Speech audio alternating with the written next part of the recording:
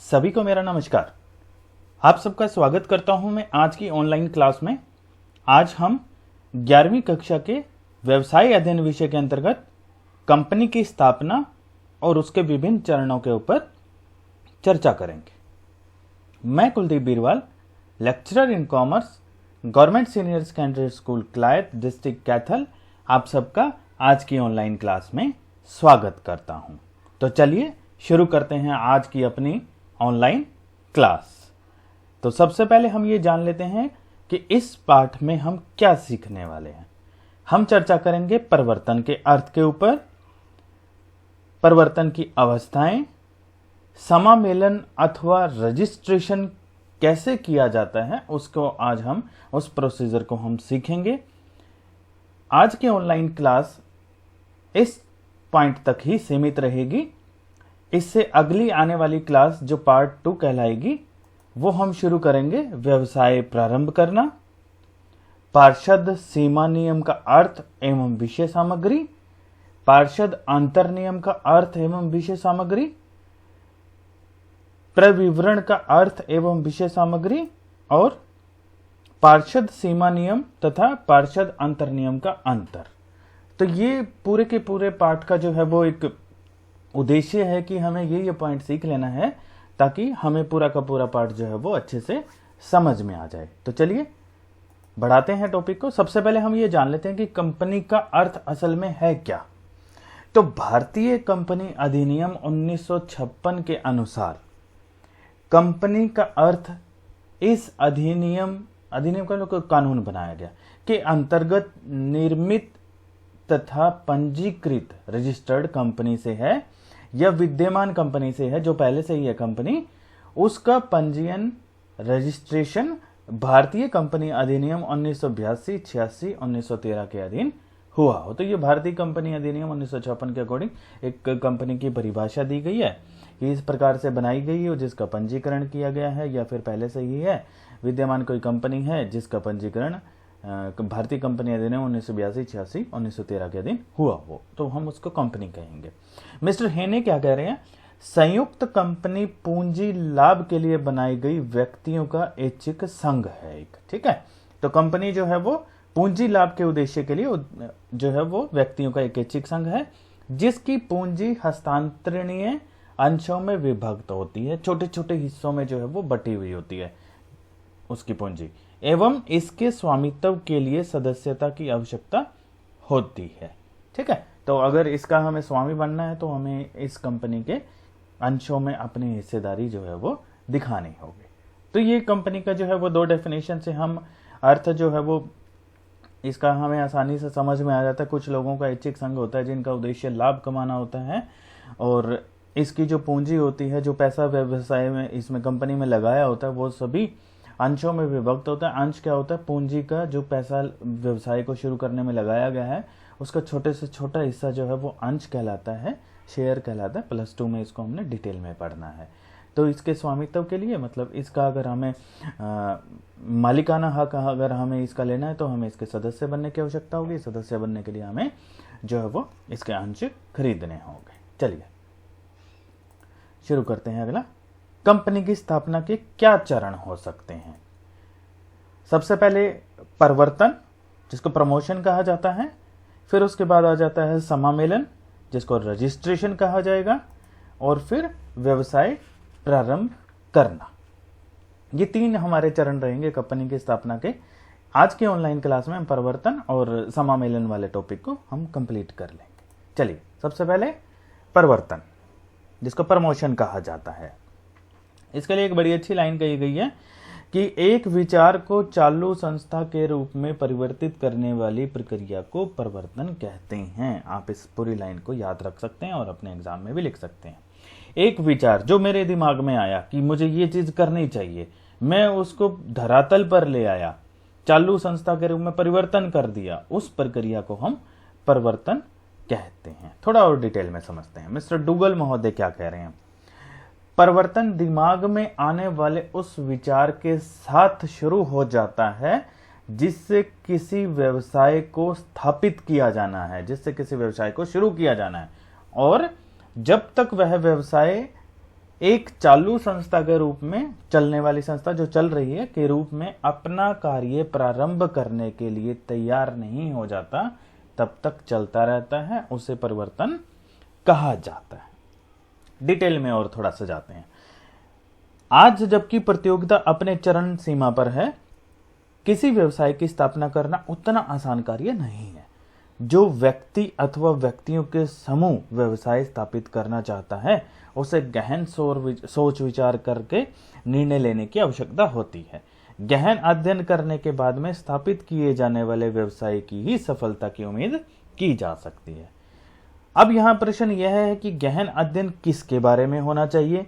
गहन अध्ययन मुख्यतः व्यापार के प्रकार, आकार, स्थान, स्वामित्व, पूंजी इत्यादि के बारे में किया जाना चाहिए। एक व्यावसायिक इकाई की स्थापना के लिए किए जाने वाले प्रयत्न जो किए जाते हैं, सामूहिक रूप से जो किए जाते हैं, हम उनको परिवर्तन कहते हैं। प्रमोशन, जो व्यक्ति यह काम करता है उसे प्रवर्तक कहते हैं, प्रमोटर। प्रवर्तक एक व्यवसाय की स्थापना की संभावना को जन्म देता है, मतलब शुरुआत में वही सोचता है सारी चीजें और उसे स्थापित करता है।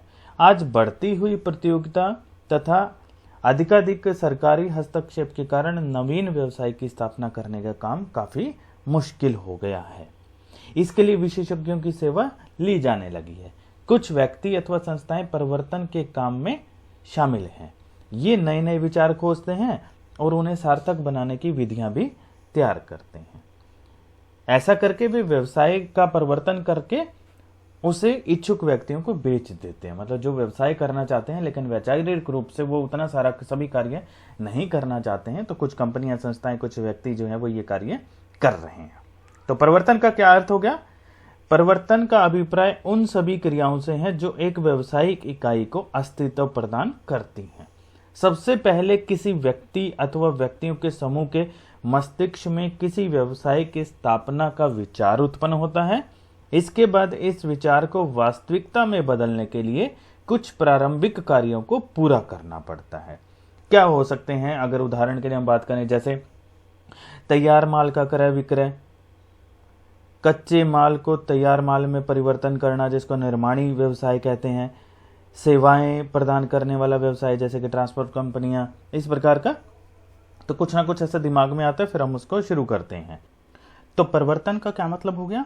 उन सभी क्रियाओं के योग से जो एक कंपनी को अस्तित्व प्रदान करने के लिए जरूरी होता है। ठीक है, हर वो कार्य किया गया जिससे एक कंपनी अस्तित्व में आ जाएगी, वो परिवर्तन कहलाएगा। और परिवर्तक कौन हो गए?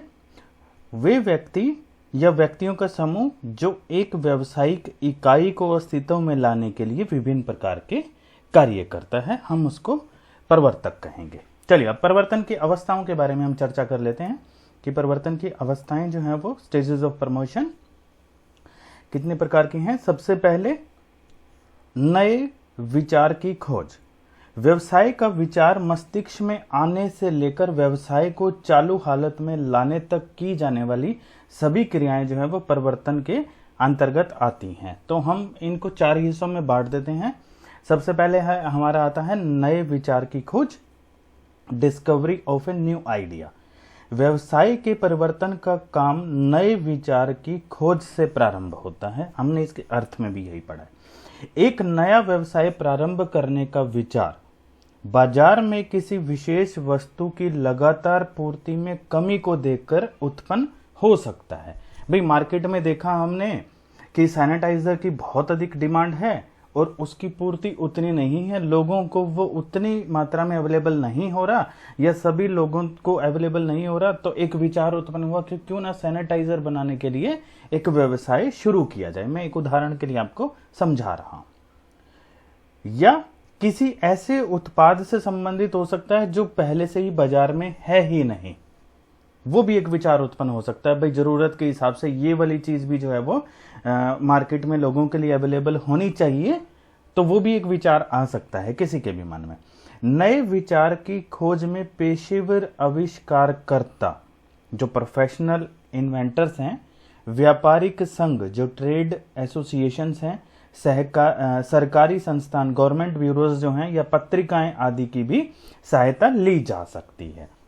वहां से मतलब डाटा कलेक्ट करके इस कदम पर प्रारंभिक जांच करके यह पता लगाया जा सकता है कि व्यवसाय को सफलतापूर्वक ढंग से चलाया जा सकता है अथवा नहीं। व्यवसाय की सफलता के बारे में संतुष्ट हो जाने पर ही आगे की कार्रवाई हमें करनी चाहिए या की जाती है। फिर दूसरे हमारी स्टेज आ जाती है विस्तृत जांच पड़ताल, डिटेल इन्वेस्टिगेशन। प्रारंभिक जांच पड़ताल कर लेने के बाद वास्तविक स्थिति ज्ञात करने के लिए विस्तृत जांच पड़ताल की जाती है। इसके अंतर्गत संबंधित उत्पाद की बाजार की मांग, कच्चे माल की उपलब्धता, कच्चे माल की लागत, मशीनरी की आवश्यकता, प्रतियोगिता की संभावना, उत्पाद की बिक्री का क्षेत्र, संभावित विक्रय मूल्य, संभावित लाभ संबंधी ये सारी की सारी जानकारियां, फिर साथ ही साथ पूंजी प्राप्ति की संभावनाएं, पूंजी की कितनी आवश्यकता पड़ेगी, श्रमिकों की उपलब्धता है या नहीं है, व्यवसाय का कितना बड़ा आकार रहेगा, व्यवसाय कौन से स्थान पर स्थापित किया जाएगा, ये सारी की सारी बातें शामिल की जाती हैं। इन सभी तथ्यों के बारे में विस्तृत विचार विमर्श करके एक रिपोर्ट तैयार कर ली जाती है जिसे प्रोजेक्ट रिपोर्ट कहा जाता है। इस रिपोर्ट को सरकार से लाइसेंस व वित्त प्राप्त करने के लिए भी काम में लाया जा सकता है।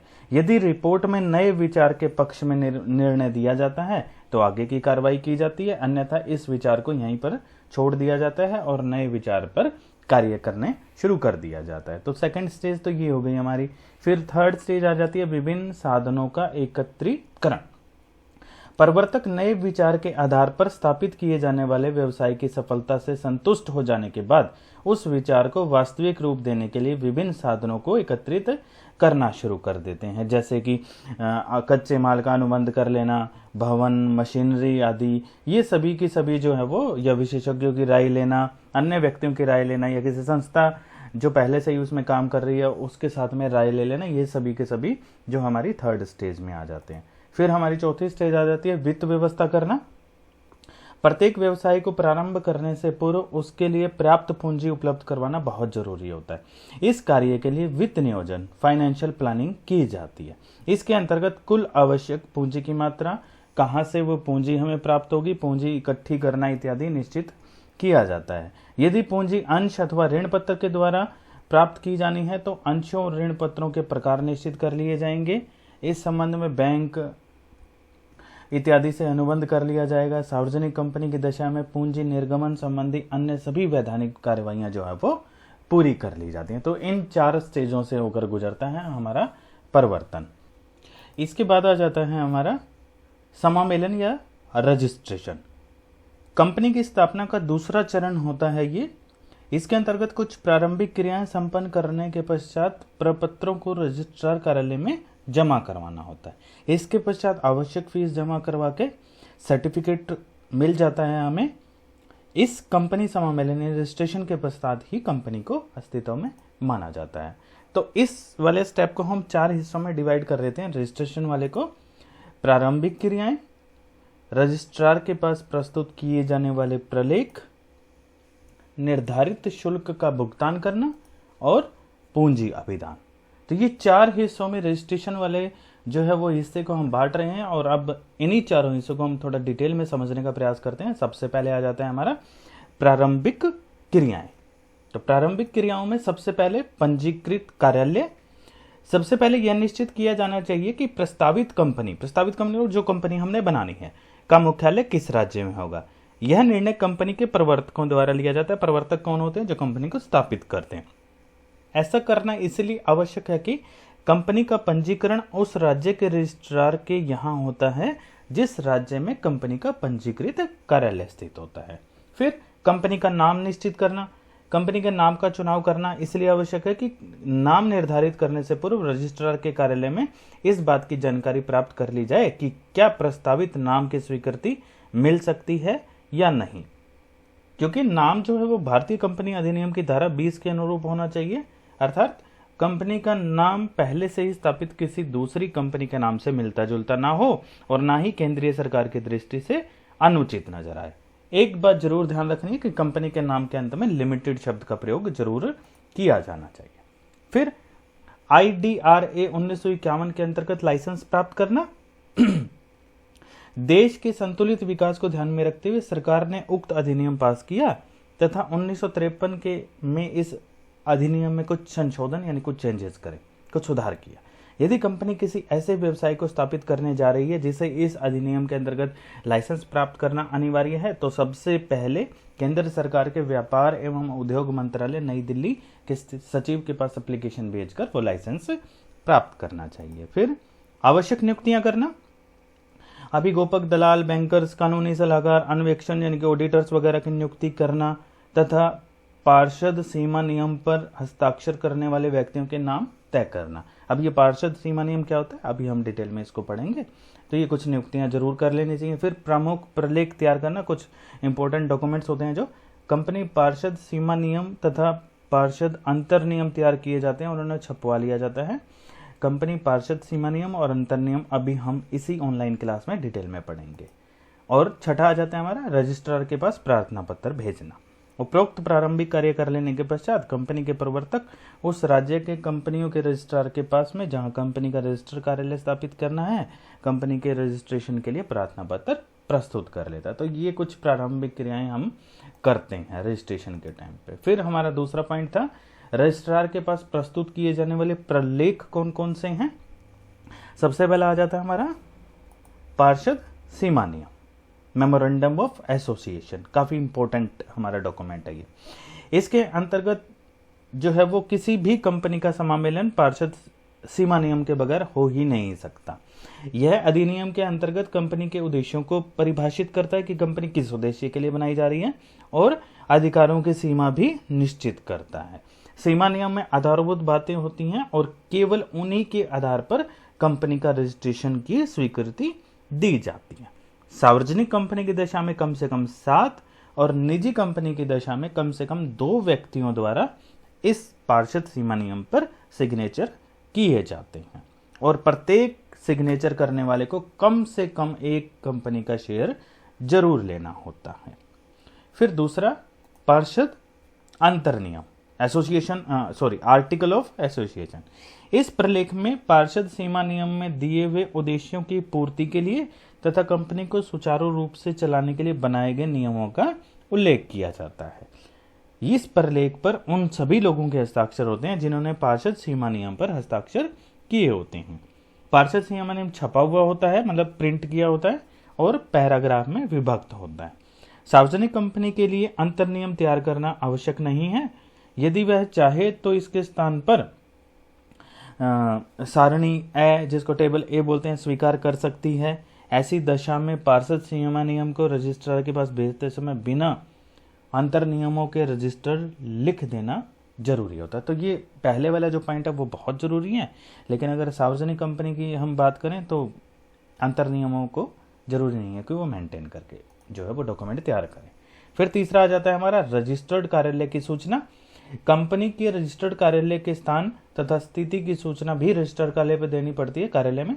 यह सूचना रजिस्ट्रेशन के बाद 30 दिन के अंदर भी दी जा सकती है, तो विद इन 30 डेज आपको ये जरूर देना है।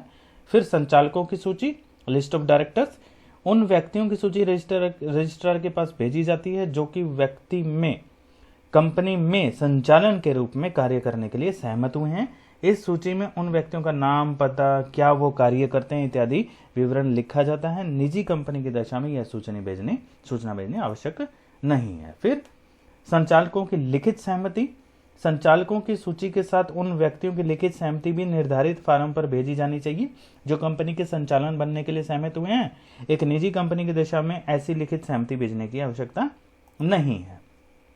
फिर योग्यता अंशों के संबंध में वचन, संचालकों की लिखित सहमति के साथ साथ एक दूसरी सूचना भी निर्धारित फॉर्म पर भेजनी होती है जिसमें संचालकों की ओर से योग्यता अंशों को लेने तथा उनके भुगतान करने का वचन होता है। अब योग्यता अंश क्या होते हैं? ये वे अंश होते हैं जो अधिनियम के प्रावधानों के अंतर्गत प्रस्तावित कंपनी में संचालकों की भागीदारी को सुनिश्चित करने के लिए उनके द्वारा खरीदे जाने जरूरी होते हैं। जो हमने पार्षद सीमा नियम पहले पॉइंट के अंदर जो पढ़ा था ना कि हस्ताक्षरकर्ता को जो है एक अंश लेना जरूरी होता है, इसी प्रकार से संचालकों को भी योग्यता अंश लेने जरूरी होते हैं। फिर हमारा अगला पॉइंट आ जाता है प्रबंधक व्यवस्थापकों के साथ प्रारंभिक अनुबंध, जो एग्रीमेंट उनके साथ में होगा। यदि कंपनी के प्रबंधक, व्यवस्था संचालक, प्रबंध संचालक, मैनेजर, सचिव, कोषाध्यक्ष द्वारा की जाती है तो इन सभी व्यक्तियों के साथ में प्रारंभिक अनुबंध की एक प्रति कॉपी जो कंपनी रजिस्ट्रार के कार्यालय में फाइल करनी होती है। निजी कंपनी की दशा में ये जरूरी नहीं है। और आखिरी पॉइंट आ जाता है इसमें वैधानिक घोषणा। कंपनी के समामेलन के समय एक वैधानिक घोषणा रजिस्ट्रार के पास में भेजनी होती है कि रजिस्ट्री के लिए सभी वैधानिक आवश्यकताओं की पूर्ति की जा चुकी है, मतलब सभी डॉक्यूमेंट हमने पूरे कर दिए हैं। तो ये दूसरा स्टेप हो गया कंपनी के रजिस्ट्रेशन के लिए। फिर हमारा तीसरा आ जाता है स्टेप इसमें निर्धारित शुल्क का भुगतान करना। तो जो पिछले स्लाइड के अंदर जो सभी के सभी प्रपत्र दिए हुए थे, वो निर्धारित शुल्क भी कंपनी को रजिस्ट्रार के पास जमा कराना होता है उनके साथ में। यह भारतीय रिजर्व बैंक आरबीआई में भारत के सरकारी खाते में जमा किया जाता है। कंपनी अधिनियम की 10वीं सूची में इस शुल्क की जो है वो रेट जो है वो दरें जो है वो दी गई हैं डिटेल में। उपरोक्त कार्रवाई पूरी हो जाने के पास रजिस्ट्रार कार्यालय के समामेलन संबंधी प्रलेखों का निरीक्षण व जांच करता है। वो जब वह संतुष्ट हो जाता है कि सभी आवश्यक वैधानिक कार्रवाइयां पूरी कर ली गई हैं, सभी डॉक्यूमेंट ठीक हैं, सभी डॉक्यूमेंट दे दिए गए हैं, तो कंपनी अधिनियम 2013 की धारा 9 के अंतर्गत समामेलन का प्रमाण पत्र, जिसको कि CIN कहते हैं, वो जो है वो उस कंपनी को दे दिया जाता है। ठीक है, तो भारतीय कंपनी अधिनियम की 10वीं सूची में शुल्कों की दर दी गई है और समामेलन का प्रमाण पत्र दे दिया जाता है जिसको CIN बोलते हैं, और कॉर्पोरेट पहचान पत्र CIN जो है वो दे दिया जाता है। अब इसका इफेक्ट क्या पड़ता है? कंपनी एक रजिस्टर्ड संस्था बन जाती है। रजिस्ट्रेशन के प्रमाण पत्र को न्यायालय में कंपनी के अस्तित्व के रूप में प्रस्तुत किया जा सकता है। कंपनी एक कानूनी कृत्रिम व्यक्ति बन जाती है और उसका अस्तित्व सदस्यों से अलग माना जाने लगता है, जिसकी एक अलग स्टैंप होती है। ये हम सभी जानते हैं कि व्यापार और व्यापार चलाने वाला दोनों अलग अलग होते हैं। तो रजिस्ट्रेशन करने के बाद में ये हमारा कंसेप्ट जो है वो लागू हो जाता है। कंपनी का एक अस्तित्व स्थायी हो जाता है और इसके प्राप्त करते ही कंपनी जो है वो अपना व्यापार शुरू कर सकती है। फिर हमारा जो चौथा जो था रजिस्ट्रेशन के अंदर जो स्टेप था हमारा चौथा, पूंजी अभिदान, कैपिटल सब्सक्रिप्शन। तो अब इसके बारे में डिटेल में हम जान लेते हैं। एक निजी कंपनी या फिर एक सार्वजनिक कंपनी जिसमें अंश पूंजी नहीं हो, समामेलन के तुरंत पश्चात यानी कि रजिस्ट्रेशन के तुरंत पश्चात अपना व्यापार आरंभ कर सकती है। अतः पूंजी अभिदान अवस्था जो हम अभी पॉइंट पढ़ रहे हैं और व्यापार आरंभ करने की अवस्था अंश पूंजी वाली सार्वजनिक कंपनी पर ही लागू होती है। तो जिसने अपना पैसा अंश पूंजी के द्वारा इकट्ठा करना है उनके ऊपर ये पॉइंट जो है वो लागू होता है। पूंजी अभिदान अवस्था के अंतर्गत प्रवर्तकों को आवश्यक पूंजी एकत्रित करने के लिए क्या करना पड़ता है? कंपनी जनता को प्रविवरण जारी करती है और उसकी एक प्रति यानी उसकी कॉपी रजिस्ट्रार को भेजती है। अंशों के लिए आवेदन पत्र कंपनी का बैंकर प्राप्त करता है। यदि कंपनी को न्यूनतम अभिदान प्राप्त हो जाता है, न्यूनतम अभिदान का मतलब हो गया कंपनी अधिनियम द्वारा न्यूनतम अभिदान राशि जारी किए गए अंशों के 90% के बराबर निश्चित की गई, यानी कि जितनी पूंजी हमें चाहिए थी अगर उसका 90% हमें जो है आवेदन पत्र मिल जाते हैं तो संचालक अंशों के आवंटन के प्रस्ताव को पास करके आवेदकों को आवंटन पत्र भेज देता है और रजिस्ट्रार को आवंटन रिटर्न ऑफ अलॉटमेंट भेज दिया जाता है। यदि कंपनी प्रविवरण जारी करने की तिथि के 120 दिन के अंदर न्यूनतम अभिदान राशि प्राप्त करने में असमर्थ होती है तो कंपनी अंशों का आवंटन नहीं कर सकती। मतलब जिन्होंने एप्लीकेशन दी है कि हाँ मैं इस कंपनी का अंश खरीदना चाहता हूँ, अगर वो मिनिमम 90% जो है वो एप्लीकेशन नहीं आती है जितना अमाउंट हमें चाहिए होता है तो फिर हम अंश जारी नहीं कर सकते। और जिन्होंने एप्लीकेशन हमें भेजी आवेदक जिनको बोलते हैं उनको हम उनका पैसा वापस कर देते हैं। न्यूनतम अभिदान राशि से क्या अभिप्राय है? अंशों की बिक्री से प्राप्त होने वाली उस न्यूनतम राशि से है जिसका उल्लेख क्रय विवरण में किया जाता है। जब सार्वजनिक कंपनी जनता को अंश खरीदने के लिए आमंत्रित करती है तो वह अपने अंशों का आवंटन तब तक नहीं कर सकती जब तक उसे न्यूनतम अभिदान प्राप्त ना हो जाए। ये नियम है। कंपनी द्वारा खरीदी गई या खरीदी जाने वाली संपत्ति का भुगतान करने के लिए ये राशियां जुटाई जाती हैं। प्रारंभिक खर्चे जो होते हैं या फिर अभिगोपन, कमीशन इत्यादि के भुगतान करने के लिए हम पूंजी जुटाते हैं। उपरोक्त दोनों उद्देश्यों हेतु कंपनी द्वारा उधार ली गई राशि की वापसी की अदायगी के लिए हम करते हैं। कार्यशील पूंजी के लिए हम इकट्ठा करते हैं, मतलब जो कार्य हमने शुरू करना है, जिसके लिए हमने कंपनी शुरू की है। न्यूनतम राशि का धन केवल नकद माना जाएगा। इसमें वह धन शामिल नहीं किया जाएगा जो नकद के रूप में अन्य रूप से दिया जा रहा हो। जैसे कि बिल्डिंग जो है वो गिफ्ट में जो है वो किसी प्रवर्तक या किसी संचालक ने जो है वो कंपनी को दे दी, हम उसको नहीं मानते हैं। यदि कोई अंश पूंजी वाली कंपनी क्रय विवरण का निर्गमन नहीं करती है तो उसे अंशों या ऋण पत्रों के प्रथम आवंटन के कम से कम 3 दिन पहले स्थानापन्न विवरण रजिस्ट्रार के पास में रजिस्ट्री के लिए भेजना आवश्यक होता है। इसके उपरांत उसे आवंटन यानी कि सामान्य प्रक्रिया जैसे आवंटन पत्र भेजना, अंश प्रमाण पत्र निर्गमन करना इत्यादि, ये सारी की सारी चीजें पूरी करनी होती हैं। तो आज की ऑनलाइन क्लास में इतना ही। अगली ऑनलाइन क्लास जो इसी का सेकंड पार्ट रहेगा उसमें हम व्यवसाय कैसे प्रारंभ करते हैं उसके बारे में हम जिक्र करेंगे। आप सबके लिए आज की ऑनलाइन क्लास का गृह कार्य।